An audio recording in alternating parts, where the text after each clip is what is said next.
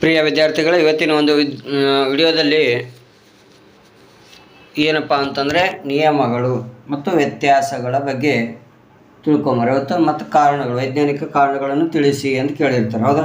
First ಮೊದಲನೇ ಏನಪ್ಪ ಅಂತಂದರೆ ನಿಯಮಗಳು ಅಂತಕ್ಕಂಥದ್ದು ನೋಡ್ರಿ. ನಿಯಮಗಳು ಯಾವ ಎಷ್ಟೋ ನಿಯಮಗಳಪ್ಪ ಅಂತಂದರೆ ಫಸ್ಟ್ ಒಂದೇದು ನೋಡ್ರಿ, ರಾಶಿ ಸಂರಕ್ಷಣೆ ನಿಯಮವನ್ನು ನಿರೂಪಿಸಿ ಅಂತ ಕೇಳಿದ್ರೆ, ರಾಸಾಯನಿಕ ಕ್ರಿಯೆಯಲ್ಲಿ ರಾಶಿಯನ್ನು ಸೃಷ್ಟಿಸುವುದಾಗಲಿ ಅಥವಾ ಲಯಗೊಳಿಸುವುದಾಗಲಿ ಸಾಧ್ಯವಿಲ್ಲ ಅಂತಕ್ಕಂಥದ್ದು ಫಸ್ಟ್ ನಿಯಮ. ಎರಡನೇದು, ಬೆಳಕಿನ ಪ್ರತಿಫಲನದ ನಿಯಮಗಳನ್ನು ತಿಳಿಸಿ ಅಂತ ಕೇಳ್ತಾರೆ.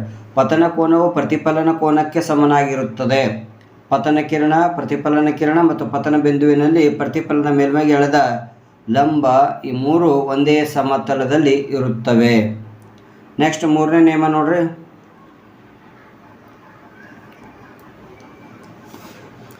ಬೆಳಕಿನ ವಕ್ರೀಭವನದ ಎರಡು ನಿಯಮಗಳನ್ನು ನಿರೂಪಿಸಿ. ಪತನ ಕಿರಣ, ಪ್ರತಿಫಲಿತ ಕಿರಣ ಮತ್ತು ಎರಡು ಮಾಧ್ಯಮಗಳ ಸಂಪರ್ಕ ಮೇಲ್ಮೈಗೆ ತನ್ನ ಬಿಂದುವಿನ ಎಳೆದ ಲಂಬವು ಎಲ್ಲವೂ ಒಂದೇ ಸಮತಲದಲ್ಲಿ ಇರುತ್ತವೆ. ಕೊಟ್ಟಿರುವ ಬೆಳಕಿನ ನಿರ್ದಿಷ್ಟ ಬಣ್ಣ ಮತ್ತು ನೀಡಿರುವ ಜೋಡಿ ಮಾಧ್ಯಮಗಳಿಗೆ ಪತನ ಕೋನದ ಸೈನು ಮತ್ತು ಪ್ರತಿಫಲನದ ಕೋನದ ಸೈನುಗಳಿಗೆ ನಿಷ್ಪತ್ತಿ ಸ್ಥಿರವಾಗಿರುತ್ತದೆ.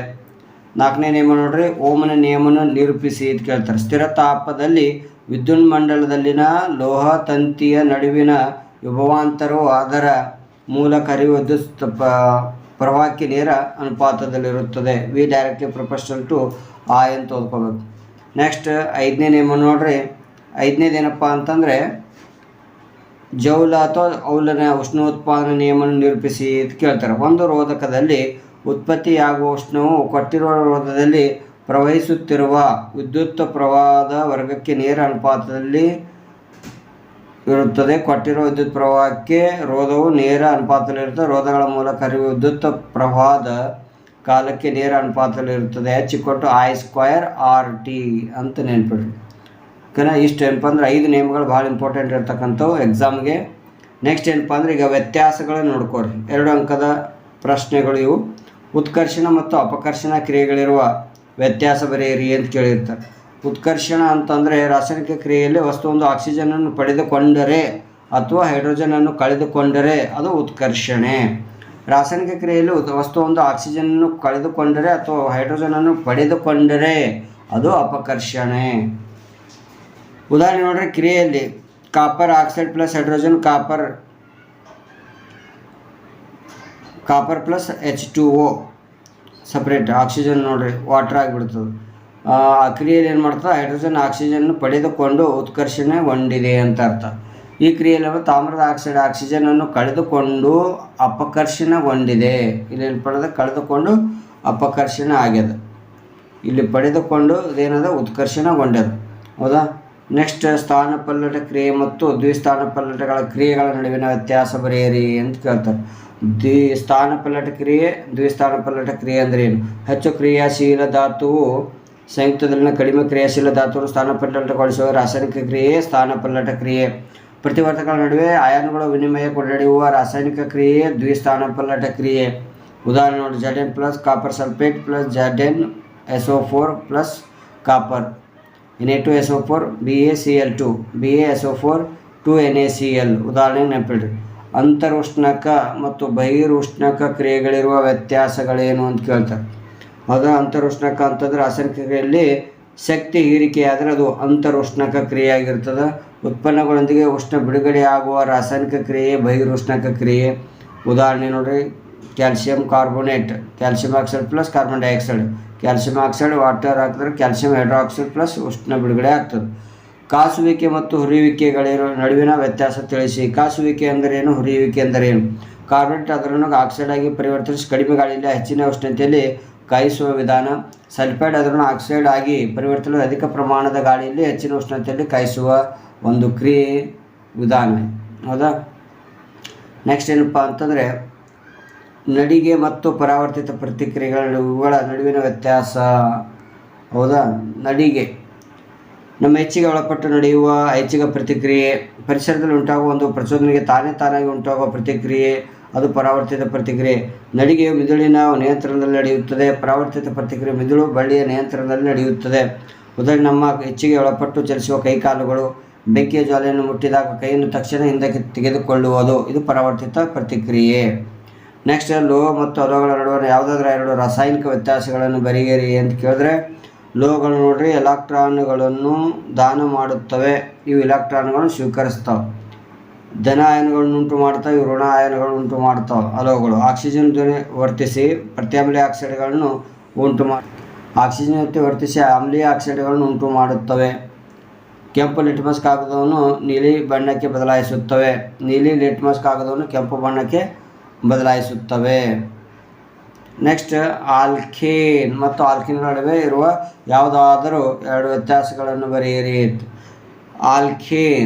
ಆಲ್ಕೀನ್ ಎರಡು ಅನುಕ್ರಮ ಕಾರ್ಬನ್ ಪರಮಾಣು ನಡುವೆ ಏಕಬಂಧವಿರುತ್ತದೆ, ಎರಡು ಅನುಕ್ರಮ ಪರಮಾಣುಗಳ ನಡುವೆ ದ್ವಿಬಂಧ ಇರುತ್ತದೆ. ಇವುಗಳ ಸಾಮಾನ್ಯ ಸೂತ್ರ CnH2n+2. ಇವುಗಳ ಸಾಮಾನ್ಯ ಸೂತ್ರ CnH2n. ರಾಸಾಯನಿಕವಾಗಿ ಸ್ಥಿರ, ಇವು ರಾಸಾಯನಿಕವಾಗಿ ಕ್ರಿಯಾಶೀಲವಾಗಿವೆ. ನೆಕ್ಸ್ಟ್ ನೋಡ್ರಿ, ಸ್ವಯಂ ಪೋಷಣೆ ಮತ್ತು ಅಧೀನ ಪೋಷಣೆಗಳಿಗಿರುವ ಯಾವುದಾದ್ರೂ ಎರಡು ವ್ಯತ್ಯಾಸಗಳನ್ನು ಬರೆಯಿರಿ. ಸ್ವಯಂ ಪೋಷಣೆ, ಅಧೀನ ಪೋಷಣೆ ಎಂದರೇನು? ತಮ್ಮ ಆಹಾರವನ್ನು ತಾವೇ ತಯಾರಿಸಿಕೊಳ್ಳುವ ವಿಧಾನ ಇದು. ಇತರ ಮೂಲಗಳಿಂದ ತಮ್ಮ ಆಹಾರವನ್ನು ಪಡೆದುಕೊಳ್ಳುವ ಒಂದು ವಿಧಾನ. ಈ ವಿಧಾನದಲ್ಲಿ ಜೀವಿಗಳು ನಿರವಯವ ಮೂಲಗಳಿಂದ ಸರಳವಾದ ಆಹಾರ ವಸ್ತುಗಳನ್ನು Ca2H2 ರೂಪದಲ್ಲಿ ಬೆಳೆಸಿಕೊಳ್ಳುತ್ತವೆ. ಈ ವಿಧಾನ ಜೀವಿಗಳು ಸಂಕೀರ್ಣ ವಸ್ತುಗಳು ಸರಳ ವಸ್ತುಗಳಾಗಿ ವಿಭಜಿಸುತ್ತವೆ. ಆಹಾರ ತಯಾರಿಸಲು ಹೊರಗಿನ ಶಕ್ತಿ ಅವಶ್ಯಕತೆ ಇದೆ, ಆಹಾರ ಸಂಶ್ಲೇಷಣೆ ಹೊರಗಿನ ಶಕ್ತಿ ಅವಶ್ಯಕತೆ ಇಲ್ಲ. ಕ್ಲೋರೋಫಿಲ್ನ ಅವಶ್ಯಕತೆ ಇದೆ, ಕ್ಲೋರೋಫಿಲ್ನ ಅವಶ್ಯಕತೆ ಇಲ್ಲ ಅಂತಕ್ಕಂಥದ್ದು. ಹೌದಾ? ಸ್ಕೈಲಮ್ ಮತ್ತು ಫ್ಲೋಯಮ್ಗಳ ವಸ್ತುಗಳ ಸಾಗಾಣಿಕೆ ನಡುವಿನ ವ್ಯತ್ಯಾಸ ಅಂತ ಕೇಳಿದ್ರೆ, ಇಲ್ಲಿ ಜೈಲಮ್ ಮತ್ತು ಫ್ಲೋಯಮ್ ಏನು ಮಾಡುತ್ತಂದರೆ, ಬೇರಿನಿಂದ ಸಸ್ಯವು ವಿವಿಧ ಭಾಗಗಳಿಗೆ ನೀರು ಮತ್ತು ಖನಿಜಗಳನ್ನು ಸಾಗಿಸುತ್ತದೆ. ದ್ಯುತಿ ಸಂಶ್ಲೇಷಣೆ ಉತ್ಪನ್ನ ಎಲೆಗಳಿಂದ ಸಸ್ಯ ವಿವಿಧ ಭಾಗಗಳಿಗೆ ಸಾಗಿಸುತ್ತದೆ. ಸಾಗಾಣಿಕೆಯು ಗುರುತ್ವಾಕರ್ಷಣೆ ವಿರುದ್ಧ ದಿಕ್ಕಿನಲ್ಲಿ ನಡೆಯುತ್ತದೆ. ಸಾಗಾಣಿಕೆ ಎರಡು ದಿಕ್ಕಿನಲ್ಲಿ ನಡೆಯುತ್ತದೆ. ಶಕ್ತಿ ಅಗತ್ಯ ಇಲ್ಲ, ATP ರೂಪದಲ್ಲಿ ಶಕ್ತಿ ಬಳಕೆಯಾಗುತ್ತದೆ ಎಲ್ಲಿ ಫ್ಲೋಯಮ್ನಲ್ಲಿ. ಹೌದು. ವಾಯುವಿಕೆ ಉಸಿರಾಟ ಮತ್ತು ಅವಾಯುವಿಕೆ ಉಸಿರಾಟ ನಡುವಿನ ವ್ಯತ್ಯಾಸ ಕೇಳಿದ್ರಪ್ಪ ಅಂತಂದರೆ, ಇಲ್ಲಿ ವಾಯುವಿಕೆ ಉಸಿರಾಟ ಮತ್ತು ಅವಾಯುವಿಕೆ ಉಸಿರಾಟ ಅಂದರೆ ವಾತಾವರಣದ ಆಕ್ಸಿಜನ್ ಬಳಕೆಯಾಗುತ್ತದೆ, ವಾತಾವರಣದ ಆಕ್ಸಿಜನ್ ಬಳಕೆಯಾಗುವುದಿಲ್ಲ. ಅಧಿಕ ಶಕ್ತಿಯೊಂದಿಗೆ ಕಾರ್ಬನ್ ಡೈಆಕ್ಸೈಡ್ ಮತ್ತು ನೀರು ಬಿಡುಗಡೆಯಾಗುತ್ತದೆ. ಕಡಿಮೆ ಶಕ್ತಿಯೊಂದಿಗೆ ಇಥನಾಲ್ ಮತ್ತು ಕಾರ್ಬನ್ ಡೈಆಕ್ಸೈಡ್ ಬಿಡುಗಡೆಯಾಗುತ್ತದೆ. ಮೈಟೋಕಾಂಡ್ರಿಯಾದಲ್ಲಿ ಜರುಗುತ್ತದೆ, ಕೋಶ ದ್ರವ್ಯದಲ್ಲಿ ಜರುಗುತ್ತದೆ.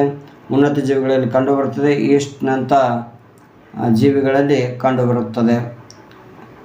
ಏನಪ್ಪ ಅಂದರೆ ವ್ಯತ್ಯಾಸಗಳು. ಈಗ ನೆಕ್ಸ್ಟ್ ಏನಪ್ಪ ಅಂತಂದರೆ, ಕೇಂದ್ರ ನರವ್ಯೂಹ ಮತ್ತು ಪರಿಧಿ ನರವ್ಯೂಹಕ್ಕಿರುವ ಎರಡು ವ್ಯತ್ಯಾಸಗಳನ್ನು ಬರೆಯಿರಿ ಅಂತ ಕೇಳಿದ್ರೆ, ಕೇಂದ್ರ ನರವ್ಯೂಹ ಮತ್ತು ಪರಿಧಿ ನರವ್ಯೂಹ. ಮಿದುಳು ಹಾಗೂ ಮಿದುಳು ಬಳ್ಳಿಯನ್ನು ಒಳಗೊಂಡಿದೆ. ಜೊತೆ 12 ಜೊತೆ ಮಿದುಳು ನರಗಳು ಹಾಗೂ 31 ಜೊತೆ ಮಿದುಳು ಬಳ್ಳಿಯ ನರಗಳನ್ನು ಒಳಗೊಂಡಿದೆ. ಅವು ದೇಹದ ಎಲ್ಲ ಭಾಗಗಳಿಂದ ಮಾಹಿತಿಯನ್ನು ಸ್ವೀಕರಿಸುತ್ತವೆ ಮತ್ತು ಅದನ್ನು ಸಂಯೋಜಿಸುತ್ತವೆ. ಕೇಂದ್ರ ನರವ್ಯೂಹ ಮತ್ತು ದೇಹದ ಇತರ ಭಾಗಗಳ ನಡುವಿನ ಸಂವಹನವನ್ನು ಪರಿಧಿ ನರವ್ಯೂಹ ಅನುಕೂಲಿಸುತ್ತವೆ. ನೆಕ್ಸ್ಟ್ ನಿರ್ನಾಳ ಗ್ರಂಥಿ ಮತ್ತು ನರವ್ಯೂಹಗಳ ನಡುವಿನ ವ್ಯತ್ಯಾಸ ಕೇಳಿದ್ರೆ, ನಿರ್ನಾಳ ಗ್ರಂಥಿ ಮತ್ತು ನರವ್ಯೂಹ. ನಿರ್ನಾಳ ಗ್ರಂಥಿ ನೋಡ್ರಿ, ಸಂದೇಶಗಳು ಹಾರ್ಮೋನ್ಗಳೆಂಬ ವಿಶಿಷ್ಟ ರಾಸಾಯನಿಕಗಳ ಮೂಲಕ ಸಾಗಿಸಲ್ಪಡುತ್ತದೆ. ಸಂದೇಶಗಳು ನರವೇಗಗಳ ಮೂಲಕ ಸಾಗಿಸಲ್ಪಡುತ್ತದೆ. ಇದರ ಪರಿಣಾಮ ದೀರ್ಘಾವಧಿಯುವುದು, ಇದರ ಪರಿಣಾಮ ಏನಪ್ಪ ಅಲ್ಪಾವಧಿ. ಸಂದೇಶಗಳು ನಿಧಾನವಾಗಿ ಸಾಗಿಸಲ್ಪಡುವ ಮತ್ತು ಪ್ರತಿಕ್ರಿಯೆ ನಿಧಾನವಾಗಿ ಜರುಗುತ್ತವೆ. ಸಂದೇಶಗಳು ಬಹುಬೇಗನೆ ಸಾಗಿಸಲ್ಪಡುತ್ತದೆ ಮತ್ತು ಪ್ರತಿಕ್ರಿಯೆ ಬಹುಬೇಗನೆ ಜರುಗುತ್ತದೆ. ಸಂದೇಶಗಳು ರಕ್ತದ ಮೂಲಕ ಸಾಗಿಸಲ್ಪಡುತ್ತದೆ. ಸಂದೇಶಗಳು ನರಕೋಶಗಳ ಆಕ್ಸನ್ ಮತ್ತು ಡೆಂಡ್ರೈಟ್ಗಳ ಸಹಭಾಗಿತ್ವದೊಂದಿಗೆ ನಡೆಯುತ್ತದೆ. ನೆಕ್ಸ್ಟ್ ನೋಡ್ರಿ, ಪರಾಗಸ್ಪರ್ಶ ಕ್ರಿಯೆ ಮತ್ತು ನಿಷೇಚನ ಕ್ರಿಯೆಗಿರುವ ವ್ಯತ್ಯಾಸ. ಪರಾಗಸ್ಪರ್ಶ ಕ್ರಿಯೆ ಅಂತ ಕೇಸರದಿಂದ ಪರಾಗರೇಣುವು ಶಲಕಾಗ್ರಕ್ಕೆ ವರ್ಗಾಯಿಸುವ ಕ್ರಿಯೆ. ಗಂಡು ಮತ್ತು ಹೆಣ್ಣು ಲಿಂಗಾಣುಕೋಶಗಳು ಅಂಡಾಶಯದಲ್ಲಿ ಸಮ್ಮಿಲನ ಹೊಂದುವ ಒಂದು ಕ್ರಿಯೆ. ಭೌತ ಕ್ರಿಯೆಯಾಗಿದ್ದು ಯಾವುದೇ ಹೊಸ ವಸ್ತು ಅಥವಾ ರಚನೆ ಉಂಟು ಆಗುವುದಿಲ್ಲ. ರಾಸಾಯನಿಕ ಕ್ರಿಯೆಯಾಗಿದ್ದು ಉಗ್ಮಜ ಎಂಬ ಹೊಸ ವಸ್ತು ಅಥವಾ ರಚನೆ ಉಂಟಾಗುತ್ತದೆ. ಸ್ವಕೀಯ ಮತ್ತು ಪರಕೀಯ ಎಂಬ ಎರಡು ವಿಧಗಳಿವೆ. ಆಂತರಿಕ ಮತ್ತು ಬಾಹ್ಯ ನಿಷೇಚನ ಇದರ ಎರಡು ವಿಧಗಳು. ನೆಕ್ಸ್ಟ್ ಏನಪ್ಪ ಅಂತಂದರೆ, ಕೇಂದ್ರ ನರವ್ಯೂಹ ಮತ್ತು ಪರಿಧಿ ನರವ್ಯೂಹಕ್ಕಿರುವ ಎರಡು ವ್ಯತ್ಯಾಸಗಳು. ಕೇಂದ್ರ ನರವ್ಯೂಹ ಮತ್ತು ಪರಿಧಿ ನರವ್ಯೂಹ. ನಿರ್ನಾಳ ಗ್ರಂಥಿ, ಪರಾಗಸ್ಪರ್ಶ ಆಲ್ರೆಡಿ ಆಗ್ಯದ. ಈಗ ನೆಕ್ಸ್ಟ್ ಏನಪ್ಪ ಅಂತಂದರೆ ಉಪಯೋಗಗಳು. ರಾಸಾಯನಿಕ ಲವಣಗಳ ಉಪಯೋಗಗಳು 2 ಅಂಕಗಳು.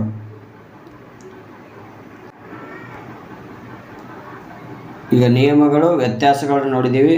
ನೆಕ್ಸ್ಟ್ ಮುಂದಿನ ಒಂದು ವಿಡಿಯೋದಲ್ಲಿ ಏನಪ್ಪ ಅಂದರೆ ರಾಸಾಯನಿಕ ಹೆಸರು ಮತ್ತು ರಾಸಾಯನಿಕ ಸೂತ್ರ, ಅದರ ಉಪಯೋಗಗಳು ಮುಂದಿನ ಒಂದು ವಿಡಿಯೋದಲ್ಲಿ ನೋಡೋಣ. ವಿಡಿಯೋ ನೋಡಿದ ಎಲ್ಲರಿಗೂ ಧನ್ಯವಾದಗಳು ತಿಳಿಸುತ್ತಾ ಮತ್ತೆ ಮುಂದಿನ ವಿಡಿಯೋದಲ್ಲಿ ಸಿಗೋಣ. Thank you.